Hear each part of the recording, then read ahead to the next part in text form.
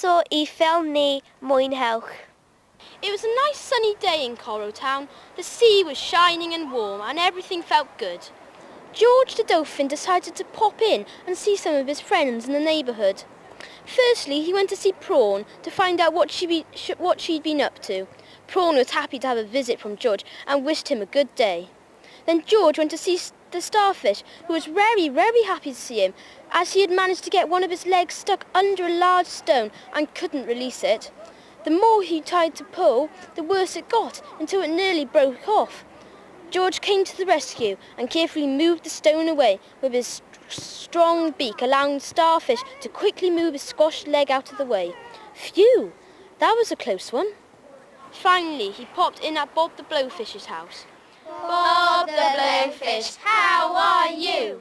Bob the Blowfish, how are you?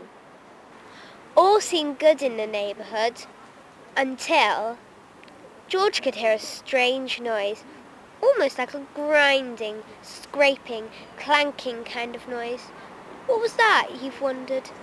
He slowly began to swim towards the noise, and on his way he bumped into two of his old friends, Daylight and Twinkle. George was only 7 months old, and his friends were much more experienced and brave compared to him. "What's that noise?" asked George. "That," said Twinkle, "is what you call free lunch." "Lunch, really?" said George. "Well, I suppose I am a little hungry, especially if it's free," he added. "Oh yes," said Daylight, "it's great. We always do it. Come on, follow us." So off the three of them went, heading towards the clanking noise. Using his sonar, George suddenly saw a very strange sight, something completely new to him. Just there in front of him was what looked like a mass of lines all moving in one direction, being dragged along by a very big and noisy machine. Here we are on Broadhaven Beach, and I'm interviewing Sharon, a volunteer from Sea-Watch. What is bycatch? Well, bycatch is an industry term, which means anything that has been caught in nets that wasn't meant to be. So, for example, when fishermen go out to fish and they use different types of fishing techniques, they might catch types of fish or animals that they don't intend to catch. That's what bycatch is.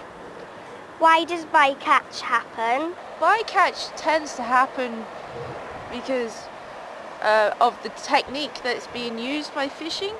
For example, when they go trawl fishing, the boats go out and they have large nets and they drop them in the ocean. The ship will cruise along with the nets dragging behind them, and anything that's in the way of that net will get caught up. Some species can't swim out the way fast enough, or the nets might be too small, the holes in the nets might be too small for some species to get out, and that's pretty much how bycatch happens. Okay then guys, my name's Martin and this is Sam from the Darwin Centre, and what we're going to do today is we're going to have a look at some netting. Now then, I'm sure you've been talking a lot about nets in the last few days. Well, this is a seine net, and what it does is it's got floats across the top of the net and it's got weights across the bottom. So when we go into the water and drag it through the water, it's catching everything from the top of the water right down into the sand, and we're going to be dragging it all the way along and trawling along. What do you think we're going to catch? Fish. Yeah, we're going to catch, well, hopefully everything that's within the area that we cover, because there's no escape really. They can't go over the top or underneath, and the mesh is quite small on this net as well, which means that even the small things won't be able to escape. Normal fishermen wouldn't be allowed to use a net like this because it's a bit too good at catching things. So hopefully it's going to demonstrate some of the problems that you get when you trawl out at sea.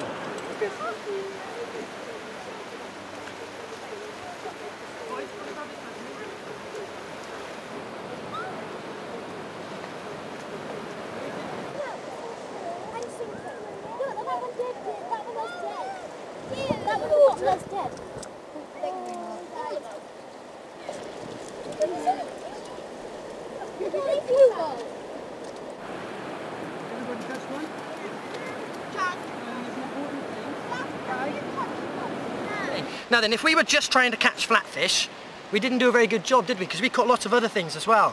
And if we were just trying to catch some of these other fish, flatfish looks dead. Okay, and we still managed to catch, no, he's fine. We still managed to catch the flatfish as well. Okay, so that's what bycatch is. What is that? Cried George, suddenly becoming even more excited after spotting lots of tasty fish inside this contraption. Yummy, he thought. That, cried Daylight, is dolphin heaven. Watch this, and off they both swam. To George's amazement, suddenly Daylight and Twinkle were both darting in and out of this contraption, grabbing tasty fish as they went. It looked so easy. Right, thought George, I'm definitely going to have a go at that. Come on, try it, shouted Twinkle. So off he went, coming up along the side of this moving material, and spotted a gap. With a flick of his strong flukes, he darted inside. The others told him he was now inside the great net, and if he kept on moving in the same direction as the net and the same speed, he would be fine. Which animal gets caught the most and why? Well, pretty much it depends on what type of fishing gear is being used to what type of animal gets caught. For example, the larger whales, they tend to swim into the lines of lobster pots and they'll get entangled around them. Usually they break free if they can themselves, but unfortunately they can swim around for many years with the gear tied around them, which can cause a lot of injuries and prevent them from feeding properly as well. Also, for example, porpoises, they're quite small. They tend to get caught in gill nets and trawl nets, and also dolphins are quite prone to getting caught in sort of trawl nets as well. They can't escape through the holes. And also seals, for example, they're very curious, and they can get their head caught in nets. This is a lobster pot. Sometimes fish can go inside the lobster pot and get stuck and die, and then the seal goes to put his head in to get the tasty fish and gets his head stuck, and then it can't bring its head up to the surface to breathe. Sometimes on stormy nights, lobster pots can break away into the ocean and get tangled on a cetacean such as a whale. The rope on the lobster pot can tangle up to the whale, and then the whale will fall to the ground into the ocean and drown. In nets you can also sometimes catch birds. Because do you know, there's an island right out there. Do you know what island's called? Grassome is in the middle, that's right. And do you know what birds live on Grassome Island? Gannets. Gannets, okay, loads of gannets, tens of thousands of gannets. And how do they feed, do you know? Do you know how they do it? Have you ever seen? They dive. They dive. So those birds you see flying around the coast of Pembrokshire, big white birds with black tips on their wings, and you see them flying and they drop out of the sky, about 70 miles an hour, bang, and hit the water catching fish. If they do that where people are netting, okay, all around the world, those birds also can get caught in the nets too. Okay, so I think what the best thing for us to do now is if me and Sam try and do another trawl, see if we can catch some more stuff. Okay, is that a plan? Yep. Cool.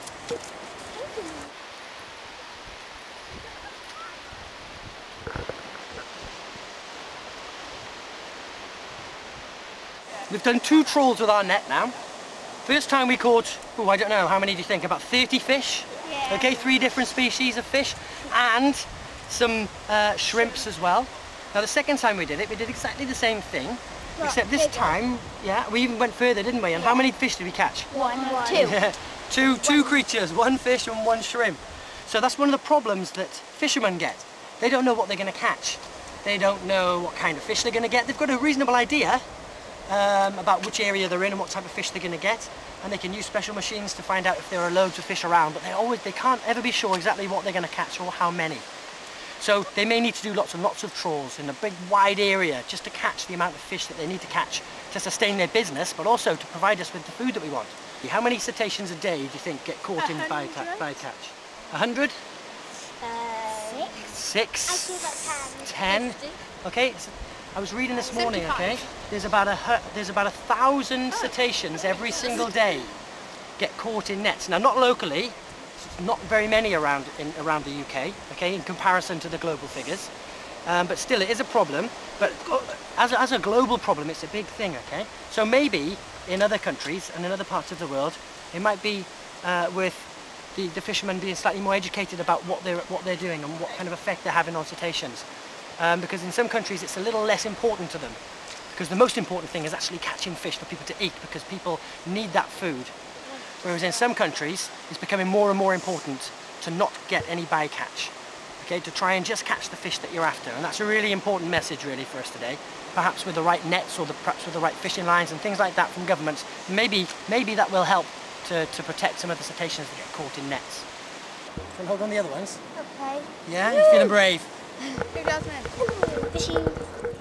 Why? Get a scoop full of water like that. Full like that.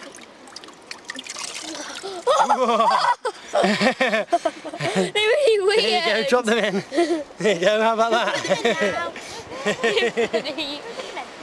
Yeah, we'll go and set these free, shall we? Have you got hold of that?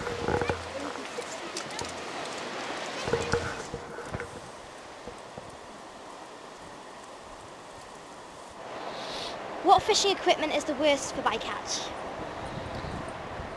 The worst is gill nets and trawl nets.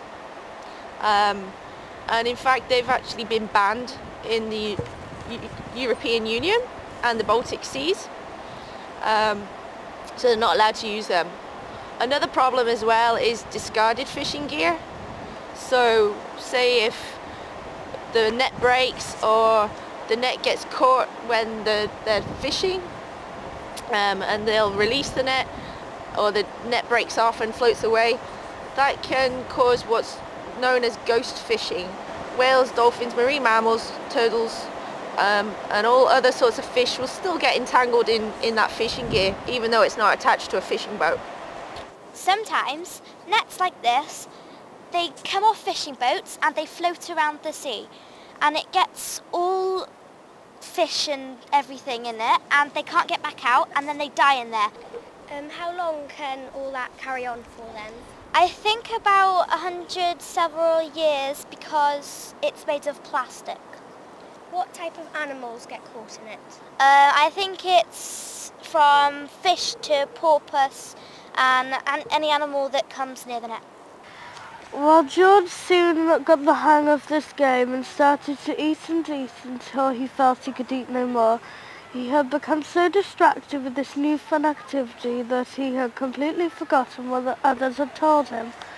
Suddenly he found himself all alone, and also his fluke had become caught in the net. He tried to pull it out, he twisted around and even tried to swim upside down. It seemed to make things worse, and suddenly he was really trapped. He could see his two friends outside the net shouting to him, but there was nothing he could do. He felt very scared and alone and started to panic. He was also running out of breath, and the more he struggled to free himself, the more he needed to breathe, and the worse things got. What happens to an animal whilst it's stuck? The smaller whales and porpoises and dolphins, for example, they're not strong enough to break free. And unfortunately what happens is they'll get tangled, and as you know, they're mammals, so they have to come to the surface to breathe. In most cases they can't reach the surface to breathe, so unfortunately they'll drown and die. Some of the larger species of whales, like humpback whales and fin whales, they're actually big enough and strong enough to break free from the fishing gear, and they can then swim around, unfortunately, with the fishing gear entangled and tied around them for many years, which can cause a slow death and disease. It can also interfere with their feeding. Sometimes it gets entangled around their mouths. How can you tell if an animal has been by-caught? Well, unfortunately, in most cases when an animal that has been by-caught has been caught, they usually die. Or when they're pulled on board the ship, they're usually thrown back into the sea because they're not wanted. Smaller porpoises may have some sort of strangulation marks. If there's no telltale signs, then if we are interested enough, we do post-mortems on strandings. Has any animal become extinct due to bycatch? Not as yet extinct, but extremely vulnerable.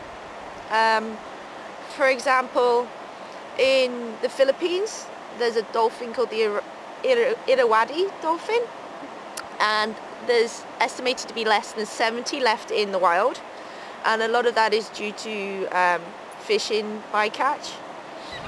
Also in the Gulf of California, there's the world's smallest porpoise is called the vanuquita, and that's threatened with extinction as well due to bycatch in gill nets. Does bycatch happen much in Welsh waters? Not so much in Welsh waters. There are a lot of laws in the UK that make sure that special adaptations are made on fishing equipment to prevent bycatch. Just as George thought he couldn't hold his breath anymore, a strange figure appeared in the water. It was all black and had 4 strange limbs sticking out. One of these limbs was holding something very sharp and shiny. "Oh no," thought George, "this doesn't look good." As he watched further, he could see the shiny thing was being used to cut away at the net, and the more it cut, he could see a hole appear, getting bigger and bigger. His tail then suddenly felt free, and he was able to swim towards the hole. He swam as fast as his body could carry him. Up, up, and up towards the light he swam, until he broke the surface and gasped for breath. "Ah," he spluttered, and breathed again, filling his lungs full of fresh air. "George, George," he could hear his name being called. "George, wake up! George, are you okay?" It was his mum speaking to him, and he was lying in his seaweed bed in Coral House. He suddenly realised that he had woken up from a very bad dream. What can be done to help stop bycatch? All across the world, scientists and experts have come together to put together laws to help protect species and prevent bycatch, and educate fishermen in how to adapt their fishing gear to prevent bycatch. For example, there's some devices called pingers, which they can fit to fishing nets, which send out like a pulse sound to warn dolphins and whales that there's fishing nets in the area, and that can scare them away from the net. They also as well can weight the nets at the top, for example in trawling, so the little smaller whales and dolphins can swim over the top of the nets. And also in some areas like in America, where species swim through when they migrate, they actually close areas to fish in, so the whales won't get caught in the fishing gear. Is it a difficult job to be a fisherman? I believe it is a very difficult job. I mean, I'm no fisherman, but I believe that it is a very hard job, and especially now that the seas have been overfished.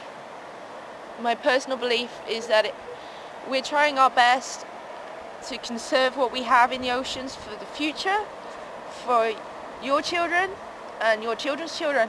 And so the fishermen are having to work with tight laws and regulations so we can make that happen. We can make sure there's fish in the seas for the future. And I think it's extremely difficult to be a fisherman these days when there's so much to work with and so many constraints to work within. Is there anything else you'd like to add?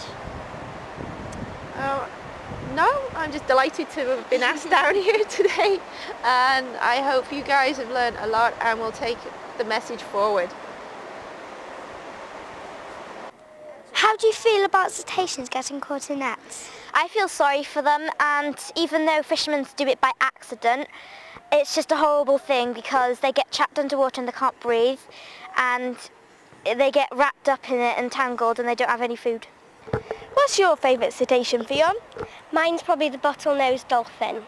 What do you think's the biggest threat it faces? Probably pollution, when everybody dumps their rubbish in the water. Have you ever seen a porpoise? No, but I have heard they're quite shy, so I'm probably not as likely to see one. Good answer. Do you think porpoises get caught in nets the most? No, I actually thought it was other kinds of cetaceans, like dolphins and stuff.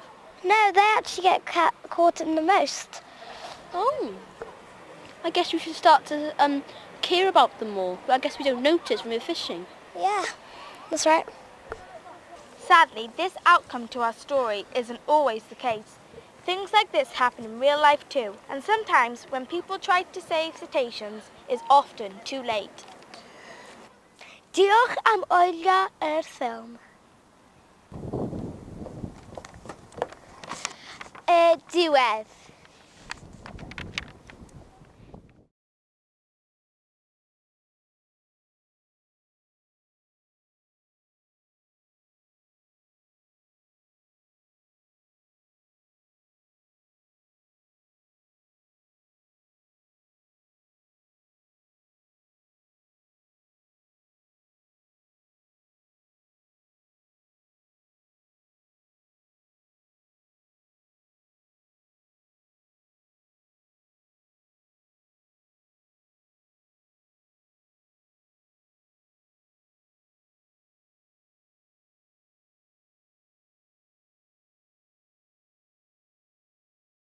Dolphins, porpoise, whales, listen to our cautious tale.